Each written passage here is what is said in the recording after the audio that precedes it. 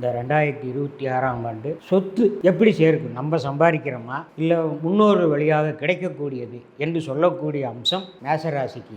கவனமான ராசி மேசராசியாக இருந்தாலும் கூட 5ஆம் அதிபதி 9ஆம் இடத்திலே இருப்பதும் 12ஆம் அதிபதி அயன சுயன சுகபோக விராதிபதி சுகஸ்தானத்திலே இருப்பதும் இந்த மேசராசிக்கு யோகத்தை கொடுக்கக்கூடிய அம்சமாக இந்த நேரத்தில் அமைகிறது. அதே நேரத்திலே உங்களுடைய மாற்றம், உங்களுடைய பேச்சு திறமையினால் இழுபறியாக இருந்த சொத்துக்கள் உங்களுக்கு கிடைக்குமா கிடைக்காதான் இருந்த சொத்துக்கள் இந்த நேரத்திலே உங்களுக்கு கிடைக்கும். அதை போல ரிஷபராசி நேயர்களுக்கும் கண்டிப்பாக கிடைக்கும். ஏன்னு கேட்டால் கர்மாதிபதியினுடைய பார்வை. அப்போ தந்தையார் பாட்டனார் வழி சொத்துக்களில் ஏதாவது பிரச்சனை வில்லங்கம் இருந்தால் அது ஒரு முடிவுக்கு வந்து இந்த ஆண்டு அதிகப்படியான லாபத்தை கொடுக்கக்கூடிய ஆண்டாக உங்களுக்கு அமைகிறது. மேலும் கடக ராசிக்கும் அதை போலவே உங்களுக்கு 9ஆம் அதிபதி என்று சொல்லக்கூடிய அம்சம் லக்னத்திலே உச்சமடைந்திருப்பதனாலே இந்த கடகராசிக்கும் யோகத்தை கொடுக்கக்கூடிய ஆண்டாக அமைகிறது. விருச்சிக ராசிக்கும் அது யோகத்தை கொடுக்கும். அதே நேரத்திலே மீனராசிக்கும் யோகத்தை கொடுக்கும். அப்போ இது